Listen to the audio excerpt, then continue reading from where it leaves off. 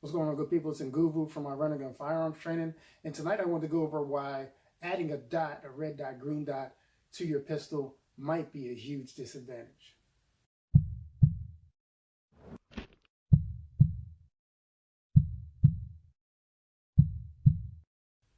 Okay, so what gives a dot an advantage over iron sights? All right, so we're not having an argument over durability, anything can break.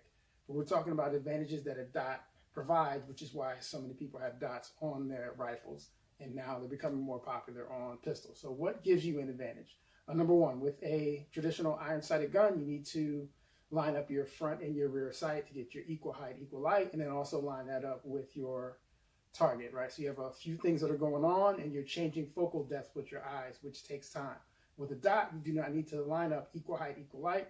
You simply become target focused, meaning you're focused on a target, and then you're going to superimpose the dot on the target and then send rounds. So it's simpler, which means it's going to be faster.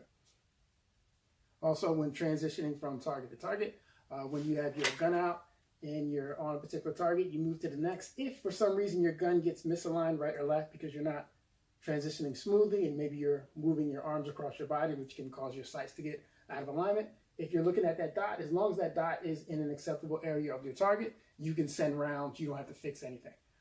So there's a number of ways that the dot is more efficient, which makes it faster. However, if you do not have rock solid fundamentals, meaning if you do not have your grip under control, if your index is not under control, so your index is being, I can stare at whatever target and my gun will just come and it'll be lined up almost perfectly each time.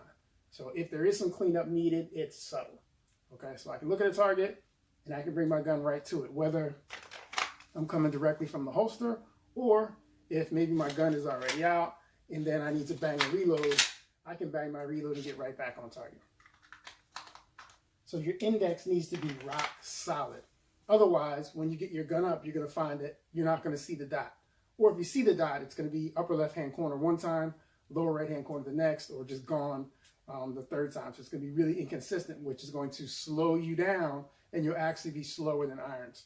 I see it all the time at competitions where you have a shooter which will change divisions, and they'll go from iron sight division, and they'll switch to a dot, and then you'll see them during the course of fire where they'll get to an area where they should be engaging targets, and there's this huge delay where they're not shooting. Their gun is up, but they're not shooting. Why? Because they can't find the dot.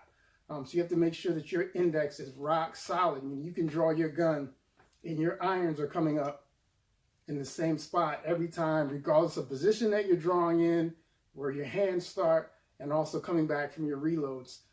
You're rock solid in that regard so that your sights are lining back up, which means it'll be easier for your dot to line back up. But if you're not training those things, you just slap a dot on your gun, you're going to be slower. So you want to make sure that your fundamentals are rock solid, and then when you add that dot, it will enhance what you can do already. Personally, I'm not a great shooter by any means, but because I dry fire so much and my index is decent, that as soon as I put a dot on the gun, I didn't have any issues finding it. I wasn't at matches or at the range trying to search for the dot all the time. It was there. It showed right up on target, and it instantly, literally made me a better shooter right away. I know you can't buy skill, but it allowed me to do things faster, which improved my ability to shoot. But if your index is not rock solid, I promise you it's going to make you a worse shooter. Some people hate it because of that reason. They can't find the dot consistently, but it just takes practice. So sure, I'm a big fan of dots, but you cannot buy skill. So if you're going to add a dot to your gun, make sure that you're practicing with it, make sure your index is good, and then make sure you have that all sorted out before you decide to use that gun in a self-defense role, whether it be home defense or concealed carry. But either way, if you have any questions, let me know. For those of you in the Delaware area, I'm doing my part 2 of my concealed carry dry fire course, dry fire principles. We're going to be doing that September 26th from 10 a.m. until noon. So it's a 2-hour course. It's $50. There'll be a link below where you can register if that's something that you're interested in. We're going to cover drawing from a seated position, including simulating as if you're driving. So you have to navigate or get around the steering wheel. And then we're also going to do some reloads, which we didn't do last time. So reloading from concealment. So there'll be a few things that we're going to add on to the last course that we didn't get time to cover. So definitely, if you have your concealed carry permit or you carry concealed or you just carry a gun out of the house normally and it's in a holster and you have not been properly trained on how to get your gun out of the holster and on target efficiently, certainly it's a course that you're going to want to check out. But like anything else, if you have any questions, let me know. I know about, give me the 14, when it's 14, me kill 14, what you know about, AR-15, the class 16, make it not the start steam, what you know about, BM-16, yeah, you're 16, the clip 16, what you know about, the AK-47, the